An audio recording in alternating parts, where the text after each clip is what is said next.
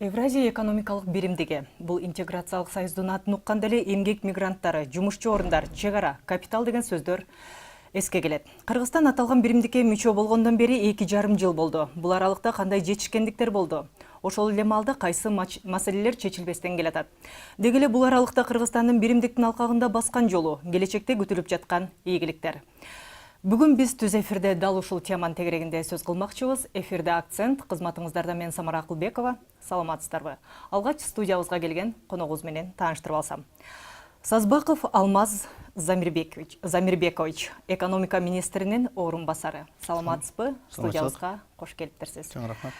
Сизди сөздү эң болуу укурукта алыс таштап тегирактан баштасак да. Евразия экономикалык биримдигине кирген Кыргызстан үчүн өткөл мезгил артта калды десек туура болор. Бир топ сүйлөшүүлөр өз жемишин берип жаткан айтылып келди. Маегибиздин жүрүшүндө ар бир тармак боюнча өз-өзүнчө жиликтеп чыгабыз. Алмаз мырза, сиз алгач ири жетишкендиктерди айтып берсеңиз да, бул биримдикке кирүүнүн алкагында. Эми бул биримдикке кирип атканда Кыргызстан бир нече чоң бир максаттарды койгон. Биз деген эң башынан айтканбызда бул биримдиктин эң маанилүү нерсеси бул төрт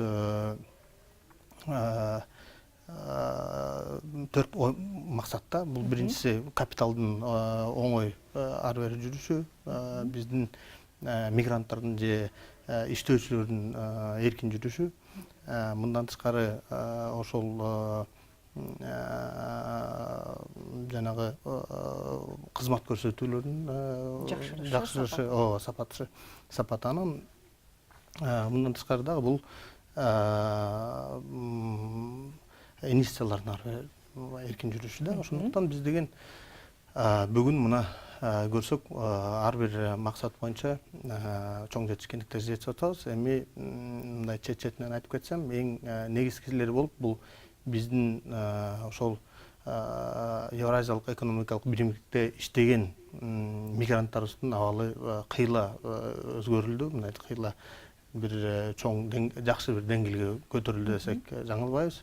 Эмнеге анткени бүгүнкү күндө коркпой, ачык, айкын иштегенге абал түзүлдү. Мурун баягы жашыруун документтери жок, коркуп жүрүп, кара тизмеге түшүп калып көп учурлар болсо, бүгүнкү күндө андай учурлар аз болуп, биздин өлкөдөн барган мигранттарыбыз өзүн мындай эркин сезип калды да. Анткени документтерин баарын ошол Москвада болобу, Казакстанда болобу, ошолор менен бир деңгээлде иштеп, бир шарттарда иштеп калды. Бул чоң жетишкендик деп эсептейбиз. Бул биринчиси. Экинчиси, биздин экономикабызга болгон таасирин карасак, мына бүгүнкү күндө чоң фонд түзүлдү.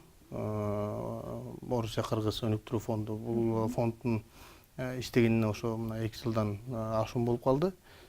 Ушул убакытта 900-дан көп проект жактырылды. Так айтсам 976, бүгүнкү күндө 976 долбоор жакталып, жалпы суммасы 275 миллион доллар болду. Бул биздин экономикабызга абдан чоң салым кошту. Анткени биринчиден ошол кредиттер узун мөөнөткө берилип, пайызы дагы төмөндөп калды да.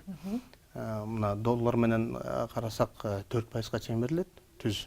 Ал эми улуттук валюта менен карасак, ошо сом менен 10-12% менен берилип атат. Бул биздин ишкерлерге абдан жакшы бир жагдай түзүп берди да. Абдан жакшы бир мүмкүнчүлүк түзүп берди. Анткени ошол акчаны алып, жалаң эле баягы соода саттыкка салбай, өндүрүшкө бул акчаны жумшап, бүгүнкү күндө биздин экспортубуз кыйла көтөрүлүп атат. 2017 жылдын натыйжасы менен карасак, жалпы соода саттыгыбыз 12%-га көтөрүлдү. Ал эми Евразия өлкөлөрү менен бул көрсөткүч 28%-ды түздү. 28%-га 2016 жыл менен салыштырмалуу биздин соода сатыбыз көбөйдү десек бул абдан бул көрсөткүчтүн артында абдан чоң процесстер жүрүп келатат. Өзүңүздөр билесиздер, эми баягы инвестиция кылгандан кийин ал инвестиция өз натыйжасын ушу жарым жылда эле берип ийбейт. Ал завод курулуш керек, ошол өндүрүүчү жайлар түзүлүш керек, фабрикалар салыныш керек. Ошонун баары мына азыр жаңы натыйжа берип, биз деген ошонун аркасы менен мына экономикабыздын өсүшү дагы 3,5% чыгып, бирок баягы буну менен токтобой дагы алдыда чоң иштер турат. Башка жетишкендиктерге токтоло кетсек, эми экспорт жөнүндө айтып кеттим. Буюрса, мындан тышкары мына биз деген эгемендүүлүктү алгандан баштап сапат инфраструктурасына абдан мындай маани бурбай калганбыз да. Өзүбүздүн баягы лабораторияларыбыз, ошол сертификациялоо органдарыбыз, биздин аккредитациялоо центрибиз, көптөгөн жерлердеги лабораторияларыбыз баары бир абдан төмөндөгү бир абалда болуп калышканда, биринчиден жабдуулары жок, экинчиден реагенттери жок, специалисттери жок. Бунун баары эмнени билдирет? Эми биз деген экспорт кылсак, экспорт кылабыз десек же импорт кылабыз десек да, жакшы бир сапаттуу продукцияны импорт кылып же сапаттуу продукцияны экспорт кылабыз десек, бунун баары сөзсүз керек.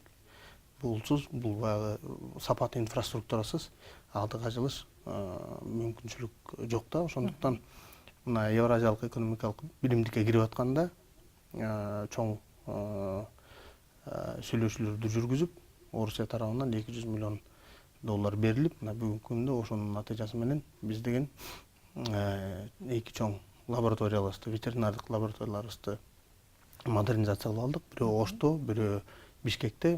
Күн тең барып, жакында эле барып көрүп келдим.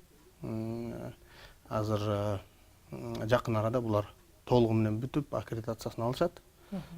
Бул абдан жакшы нерсе да. Мындан тышкары бир нече ветеринардык эмес, башка жалпы лабораториябыз, мына биздин экономика министрлигинин алдыгында атайын стандартизациялоо жана метрология борбору бар. Ошонун бир нече регионалдык лабораториялар бар, өкмөт лабораториялары. Ошол келишимге кирген да. Ошол келишимден $16 миллион ошол лабораторияларга алынган. Оштогуну азыр көрүп келдим, ремонту бүтүп, жакында жабдуулары келип атат. Бишкектики дагы бүтүп, буюрса биз деген ушул октябрь-ноябрга чейин толугу менен модернизацияны бүтөбүз деп ошого ишенип атабыз. Бунун баары биздин экспортерлорго, биздин баягы өндүрүүчүлөргө абдан жакшы шарттар түзүп берет. Анткени алар деген өзүнүн продукциясын барып Казакстанга барып же Орусияга барып тастыктап келип, ошол сертификатты алгандан көрө, мына бизден ошол сертификатты алып, азыр деген чыгарганга, бул жалпы бир Евразиялык экономикалык биримдиктин реестриндеги лабораториялар. Ошондуктан ошолордун сертификаты бүт Евразиялык экономикалык биримдиктин аймагында кабыл алынат. Биздин экспортерлор бул абдан чоң жеңилдик болот го деп ишенебиз. Рахмат. Баягы алгач Евразия экономикалык бирлигине киргенде Кыргызстан үчүн бир кыйла жеңилдиктер берилген эмес беле? Андан кийин жалпы талаптарга ылайык иштей баштадык да. Жалпы талап дегенде эмнелерге токтолсок болот? Кайсы тармактарда кандай талаптар көрсөтүлгөн Евразияга кирген мамлекеттер арасында? Эми Евразиялык экономикалык биримдиктин келишиминде жалпы мындай эң негизги келишиминде бул деген ошол биримдиктин конституциясы деп айтып койсок болот. 18 тармак каралган. Ошол 18 тармакта ар кандай өткүл мөөнөттөр каралган Кыргыз Республикасы үчүн. Мына техникалык регламенттер боюнча карасак, бүгүнкү күндө мына 35 техникалык регламент кирди. Жалпысынан 45 техникалык регламент бар. Бирок ошол 35 техникалык регламент биринчи киргенден, Кыргызстан ошол биримдикке киргенден тартып күчүнө кирген жок. Алар баягы өзүнүн мөөнөттөрү болду. 1 жыл же 2 жыл. Бул да абдан чоң жеңилдик. Эмне үчүн? Анткени бул биздин бизнесибизге, биздин өндүрүүчүлөргө адаптациялоо мөөнөтү болду да. Ошол 2 жылда эми биздин бизнесибиз адаптация болдубу? Бул чоң маселе. Анткени бүгүнкү күндө мына чоң ири компаниялар адаптация болуп ошол жаңы техникалык регламенттерге жооп бергенде продукцияны чыгара башташты. Ал эми баягы кичирээк ишканалар кичине кыйынчылык Майда ишканаларга кичине бир аз кыйынчылык болду. Бирок анысына карабастан орточо ишканалар азыр деген көбү мындай бир 100% болбосо дагы 70-80% өтүп калышты. Ал эми ошол майда ишканаларга бул деген бир кыйынчылыктарды жаратууда. Бирок аларга жардам берип, региондорго чыгып атайын чоң семинарларды өткөрүп, эксперттер менен жардам берип, атайын инструкцияларды чыгарып, колдонмолорду таратып берип, ассоциация аркылуу түзмө-түз иштеп жардам берип атабыз. Бул ушул техникалык регламенттер боюнча бир чоң баягы Кыргыз Республикасы үчүн жардам болду да. Баягы өткүл мөөнөт берилгенчи. Биз жалпы мына биздин бизнесибизге дагы бул жакшы бир колдоо болду. Анткени ошол эле учурда Орусиядагы, Белоруссиядагы, Казакстандагы ошол техникалык регламенттерге ылайык продукцияны чыгарыш мажбур болушту ошолордун өндүрүүчүлөрү.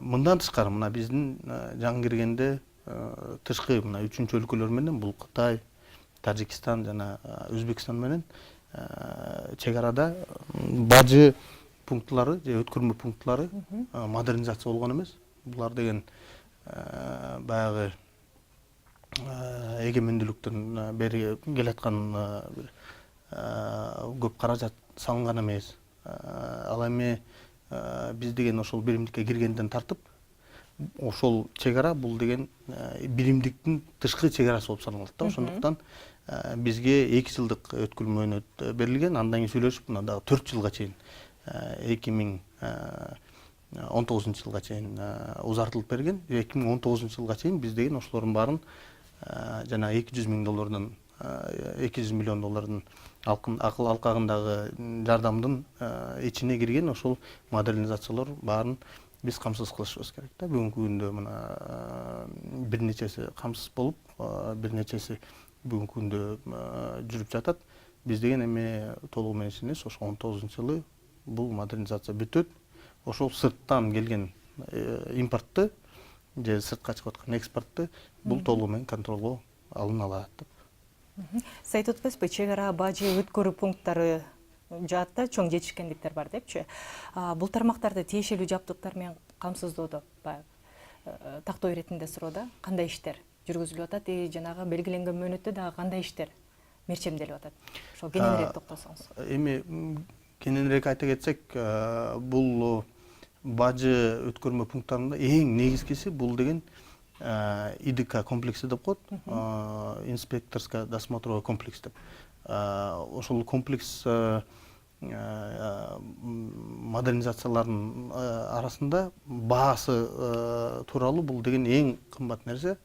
Бир $6 миллиондон $10 миллион чейин турат. Бир ошол бир ИДКсы. Ошондой ИДК бизде Кытай менен мына Торгарт менен Эркиштамда турат, Өзбекстан менен Тажикстандын чек араларында да турат. Бул ИДКлар бүгүнкү күндө Орусия мамлекетинде заказ болунган. Заказ болунуп, жарым жылга жетпей ошол бир ИДК жазылат экен да. Ошонун ирет менен азыр деген чыккан соң биз деген буларды орноштуруп өзүбүздүн ошол чек арабызды модернизациялап алабыз да. Ал эми куруу иштери бүгүнкү күндө жүргүзүлүп жатат. Ошо куруу иштерин даярдап, анан ИДК келгенде орнотуп, ошондо бир жаңы бир заманбап өткөрмө пункттар болуп калат да бизде. Жана айтып кетпедиңизби, Евразиялык экономикалык биримдикке киргендеги алгачкы мөөнөттө Кыргызстанга жеңилдик берилген деп. Ошол учурда биз баягы эмнелерди жасап жетишип калдык да, эмнелерге жетишпей калдык. Бул да бир белгиленген мөөнөт да. Туура, мен деген эми техникалык регламенттер боюнча айтып кеттим. Баарын баягы 100% биз деген сайкеш келтирдик десек кичине жалган болуп калат. Ошондуктан бул жерде бир жакшы иштерди жүргүзүш керек да, түшүндүрмө иштери биринчи иретте. Баягы үйрөтүп, өзгөчө баягы консультанттарды, баягы консультанттарга акчасы жок, же кээ кезде баягы мүмкүнчүлүгү жок ошол кичи компанияларга. Ал эми орто компаниялар менен ири компаниялар булар өз күчтөрү менен буну өткөрүп атышат да. Ошол техникалык регламент бир тарап, биз деген баягы эметпей калганбыз. Экинчиси бул деген ошол сапат инфраструктурасы айтып кеттим. Бүгүнкү күндө мына биздин лабораторияларыбыз 100% биздин бизнестин талабын камсыз кылат десек, биз жаңылабыз. Ошондуктан биз деген бүгүнкү күндө ошол сапат инфраструктурасына дагы абдан чоң көңүл буруп атабыз. Ошону мына 2018-жылдын аягына чейин биз деген жакшы иштеп, эң негизги компоненттерин бүтүрүшүбүз керек да, мына узловой точкаларын. Мындан тышкары дагы кайсы мамилелер же бир кайсы проблемалар же жагдайлар бүгүнкү күндө чечилбей жатат. Баарыбыз билебиз, бул деген кыргыз-казак чек арасындагы ветеринардык көзөмөлдүгүн алынбагандыгы. Бүгүнкү күндө мына биз деген атайын компанияларыбыз, өзү ветеринардык продукцияны чыгарган компанияларыбыз атайын тизмеге кирип, реестрге кирип, ошо Казакстан болобу, Орусия болобу, ошол реестр аркылуу өзүнүн продукциясын чыгарып сатып атышат да. Ал эми бул ветеринардык көзөмөл алганда андай реестрлер керек болбой калат. Биздин мына сүт өндүрүүчүлөр, эт азыктарын өндүргөндөрдүн баары баал, бунун баары жөн жанагы көзөмөлү жок чыкканга мүмкүнчүлүгү бар. Бирок бүгүнкү күндө мына биз казак партнерлорубуз менен сүйлөшүүлөр жүргүзүп жатабыз. Бул деген соңуна чыгып калды деп айтсак жаңылбайбыз. Буюрса жакын арада бул көзөмөл чечилет го деп ишенебиз. Мындан тышкары бир чоң кайсы проблемалар бул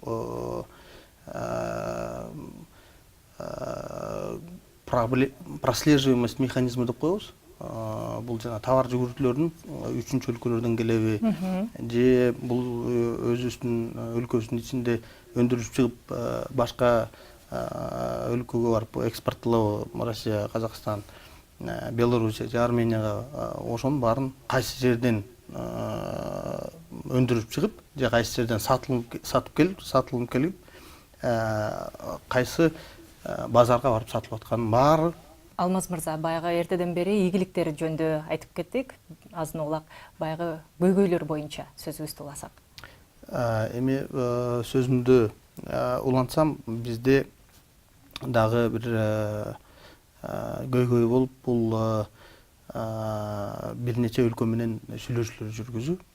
Эмнеге? Анткени биз деген бүткүл дүйнөлүк соода уюмуна мүчө болгондо тартып 98-жылы биз СНГ мамлекеттеринин арасында биринчи болуп киргенбиз.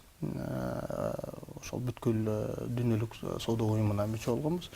Ошол мүчө болгондон тартып бизде бир нече өзүбүздүн милдеттерибиз бар болчу да. Ошол милдеттер бул импорт болгон продукциясынын тарифтери боюнча. Ошол тарифтер мына 5% болобу, ар бир товарга өзүнүн тарифтери бар болчу. Ал эми биз деген Евразиялык экономикалык биримдикке киргенде биз деген ЕТТ дегенди кабыл алдык. Бул деген бирдиктүү бажы тарифи деп.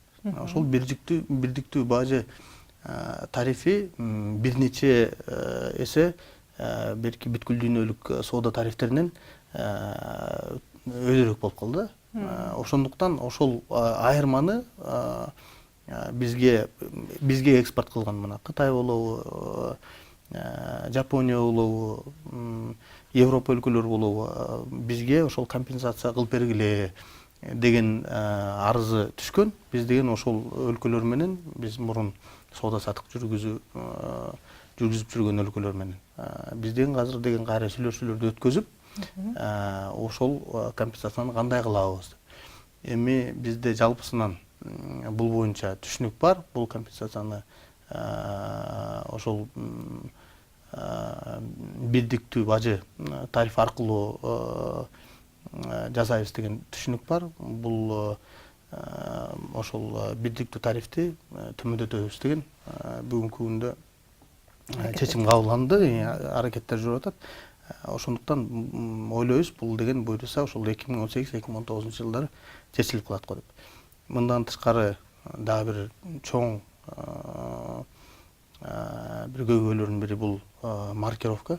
Биз деген азыр бияктан өндүрүлүп чыккан же импорт болуп башка өлкөлөргө реэкспорт болуп аткан товарлардын баары атайын маркировка болуш керек.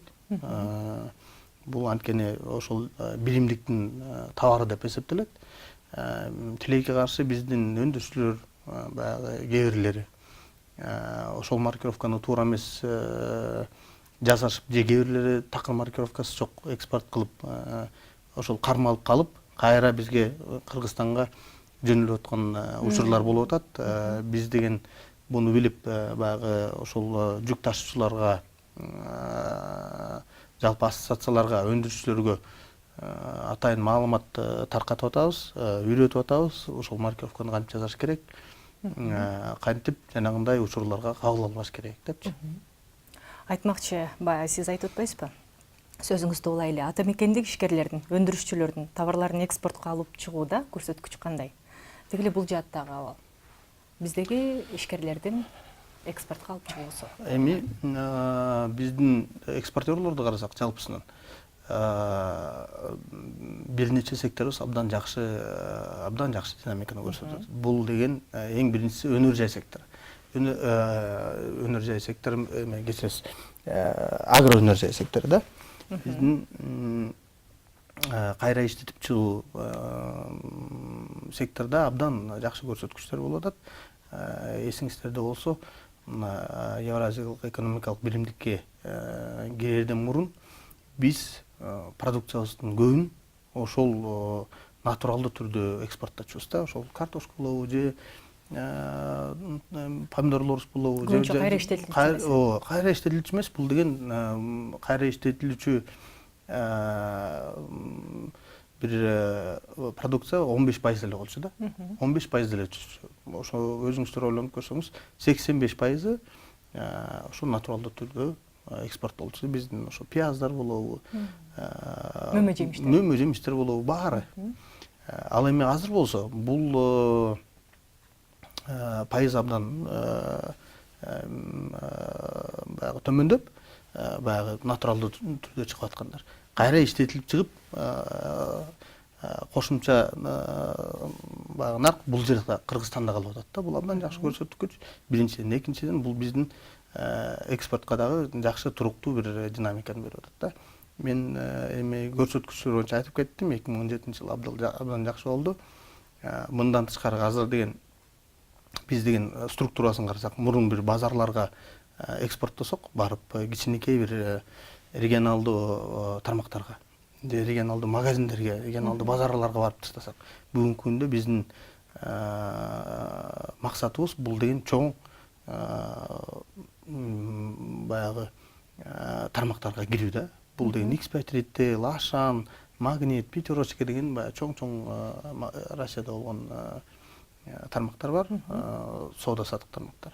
Ошолордун магазиндерине кирип, өзүбүздүн продукциябыз кайсы жерде болбосо Кыргызстанда жасалган деп биздин мына балыбыз, биздин мөмө жемиштерибиз, сүт азыктары, эт азыктары бул деген абдан натуралдуу, жакшы азыктарды биз деген сата алабыз да. Бирок тилекке каршы бир нече баягы бир бул жакта бир нече көйгөйлөр бар.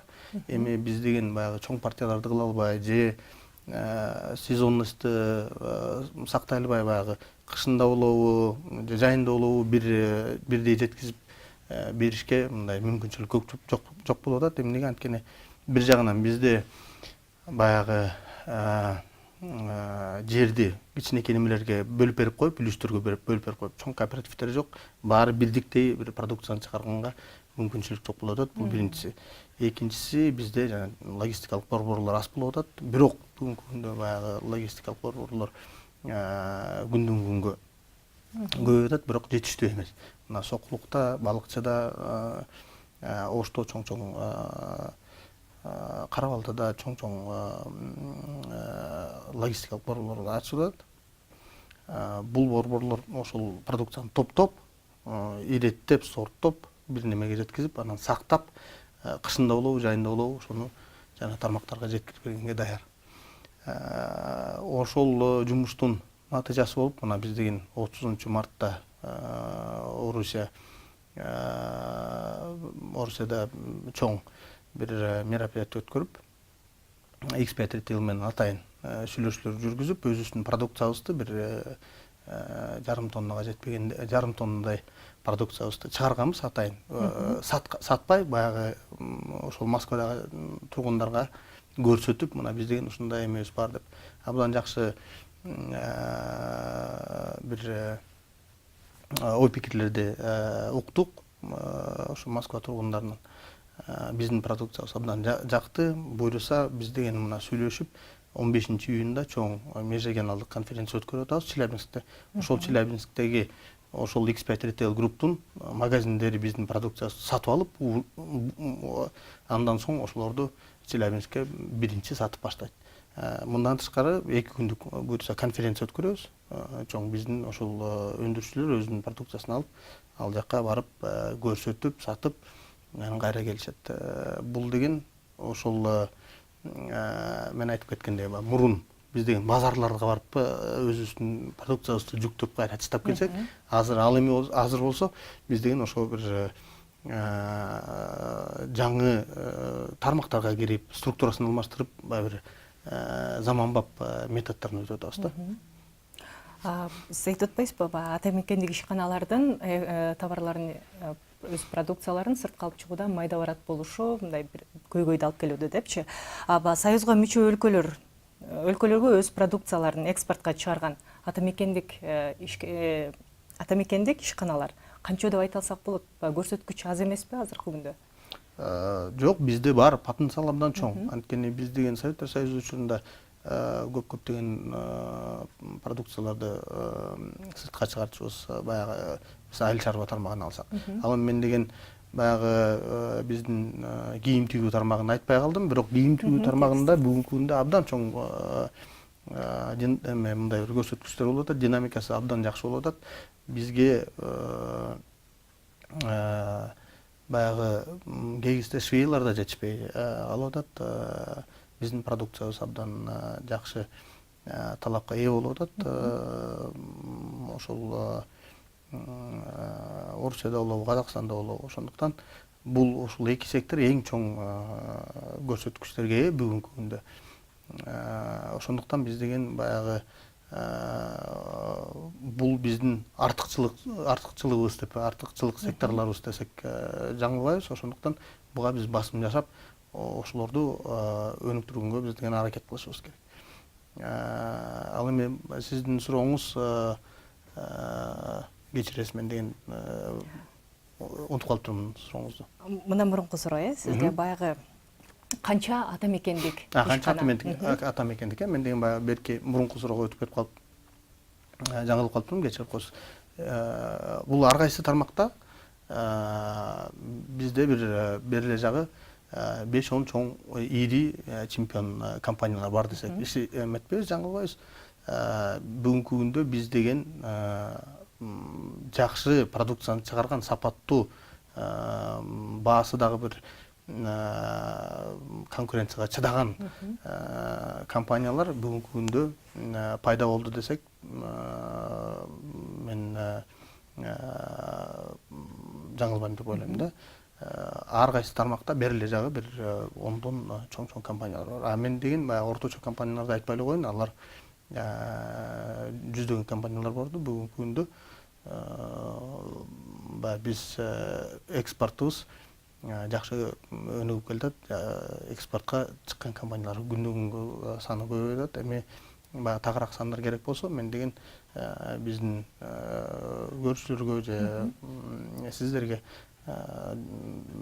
баягы жазуу түрүндө эметип койсом болот, жөнөтүп койсом болот. Жалпылап алганда ондогон ири компаниялар бүгүнкү күндө Евразия экономикалык биримдигине кирген өлкөлөргө товарларын экспорттоп. Ар кайсы тармакта да, ар кайсы тармакта. Рахмат. Баягы экспорттоодон тышкары, баягы интеграциялык биримдик Кыргызстанга 3-чү өлкөлөргө, рынокко жол ачат деген да талап бар эле да. Бул жакта жетишкендиктер кандай? Баягы 3-чү өлкөлөргө. Ооба, 3-чү өлкөлөр тууралуу сүйлөшө келсек, бул жерде эң негизгиси, эң биринчи келишим болуп, бул Вьетнам менен келишим болду. Бүгүнкү күндө ошол келишимдин негизинде бир нече товарлардын группасын биз аларга пошлинасыз, алар бизге пошлинасыз поставка кыла алат. Биз деген ошол келишимди иштеп чыгып атканда атайын мындай атайын эмелерди, жоболорду карап чыкканбыз. Эмнеге? Анткени кээ бир продукцияларда, кээ бир базарларда биз деген ушул Вьетнам менен конкурент болуп чыгат экенбиз да. Атаандаштык баягы бир болбосун деп, ошол эле кийимдер жагынан же кээ бир айыл чарба продукциясы жагынан биз чыгарган продукцияны алар дагы ошол эң чоң базар эми Орусия болуп атпайбы? Орусияга алар дагы өзүнүн продукциясын экспорт кылгысы келет. Бизге баягы конкурент болбосун деп, биз деген атайын квоталарды, атайын механизмдер, триггерный механизм деп коет, ошолордун баарын карап чыкканбыз. Бүгүнкү күндө мына биз деген коркпой өзүбүздүн продукциябыз дагы Орусияга кетип атат. Мындан тышкары ошол Вьетнамдан дагы импорттолуп атат да. Бирок бул келишим бизге, мына Кыргызстан үчүн эмне жакшылык алып келди? Бүгүнкү күндө биз деген бир нече эсе өзүбүздүн экспортубузду жогорулатып алдык Вьетнамга. Биз деген мурун мына коньякты экспорттоочубуз, коньяктын экспорту көлөмү көбөйдү. Мындан тышкары эт азыктары көбөйдү. Мындан тышкары дагы бир нече, менден азыр так эсимде жок экен, бирок жалпы сумманын, жалпы баягы биздин экспорт, Вьетнамга болгон экспорттун суммасы, көлөмү кыйла көбөйдү. Бул ошол келишимдин түз натыйжасы да. Ал эми мына жакын арада буюрса 14 майда биздин президентибиз Сочиде болгон отурумга барат, президенттердин отурумуна. Ошол отурумдун алкагында вице-премьерлер 2 келишимге кол коюшат. Бул биринчи келишим Иран менен, бул эркин соода тууралуу 3 жылга келишим Иран менен. Ал эми Кытай менен болсо, бул деген жалпы экономикалык, соода экономикалык келишим кол коюлат. Бул сиз айткан 3-чү өлкөлөр менен ушундай динамика болуп атат. Мындан тышкары мына азыр деген бир нече сүйлөшүүлөр жүрүп атат. Бул Сербия менен, Израиль менен, Сингапур менен. Бул өлкөлөр эмнеге тандалган? Анткени ошол өлкөлөргө же биз деген экспорт кылып, же ал өлкөлөрдөн мына Сингапурдан биз деген инвестиция күтүп атабыз. Ошондой өлкөлөр менен биз деген бүгүнкү күндө жалпы Кыргызстан эмес, бирок ошол 5 өлкө биригип ушундай келишимдер түзүп атат. Эми биз деген ойлойбуз, бул биринчиден ушундай келишимдер түзүп атканда бизге бир нече критерий бар. Эң биринчисинен бизге баягы атаандаштык нарыкты күчөтүп биздин кыргыз фермерлерибизге же кыргыз өндүрүүчүлөргө, ата мекендик өндүрүүчүлөргө тоскоол кылбай биздин наныбызды жеп кетпесин деген ойдобуз. Бул эң биринчиси. Экинчиси, бизге мүмкүнчүлүк ачып, ошол өлкөгө биз деген продукциябызды экспорт кылып алсак деген ойдобуз. Мына Иранды ала келсек, 2017 жылы биз деген 125 тоннаны экспорт кылып турбуз. Ал эми ушул келишим күчүнө кирсе, буюрса, бул экспорт бир нече эсе өсөт да. 500 000 тоннага чейин мүмкүнчүлүк бар поставка кылганга. Мындан тышкары башка биздин мына Майлуу Суудагы ламповый заводубуз бар. Алардын продукциясы чыгышы мүмкүн. Биздин баягы өнөр жай продукциясын экспорттоого мүмкүнчүлүк бар. Ошондуктан биз мындай келишимдерди Кыргыз Республикасынын кызыкчылыгы бар болсо, ошондо гана жылдырабыз да. Биз азыр сөздүчү Евразиялык экономикалык бирлигинде иштеген мигранттарга бурсак да, бул дагы баягы маанилүү маселе. Эмгек мигранттардын абалы жакшырдыбы Евразия экономикалык биримдигине кирүү менен? Буга ишеничтүү далилдерди келтирип кетсеңиз дейм да. Баягы өткөн, кийинки учурлардагы баягы которулган акчанын көлөмү боюнча кандайдыр бир көрсөткүчтөр аркылуу? Ооба, эми мен деген өзүмдүн сөзүмдүн башында айта кеттим, бул эң жетишкендиктердин бири болду, чоң жетишкендиктердин бири болду. Анткени мына биздин мигранттарыбыздын биринчи жагынан жашаган шарттары, иштеген шарттары жакшырды да, абдан кыйла жакшырды. Бул деген бүгүнкү күндө мына биздин дипломдор ал жактан кабыл алынат. Бул биринчиси. Мурун андай жок болчу. Мурун баягы чоң процедураларды өтүп кыйналышты да. Мындан тышкары азыр деген патентти алып алып,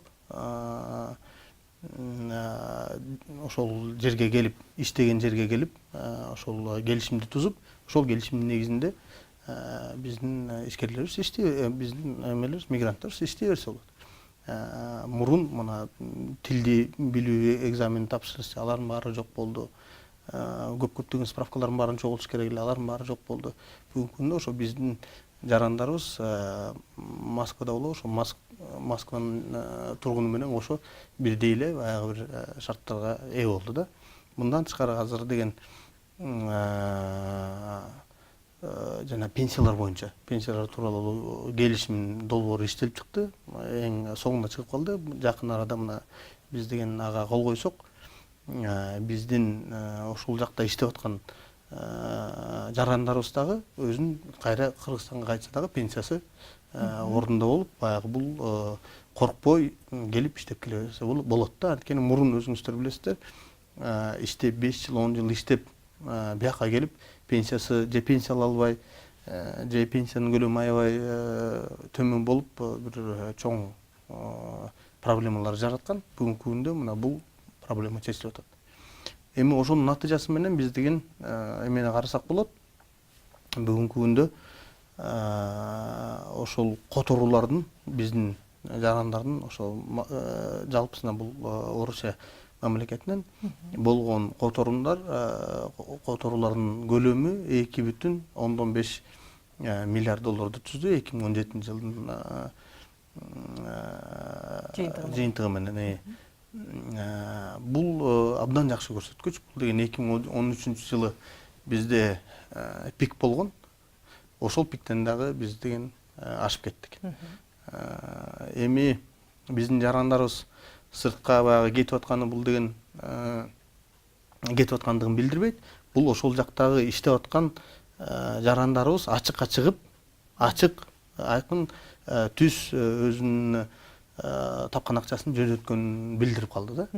Анткени биздин жарандарыбыздын саны ошойдон эле калды. Бирок ошо которгон акчалардын көлөмү кыйла өстү да. Алмаз мырза, биздин эфирдик убактыбыз да чектелүү. Ошого байланыштуу биз жыйынтыктасак, убакыттап биздин көрсөтүүбүзгө келип кызыктуу маек куруп бергениңиз үчүн ыраазычылык билдиребиз. Ушуну менен көрсөтүүбүз соңуна чыкты. Кайрадан эфир аркылуу амандашкыча бар болуңуздар.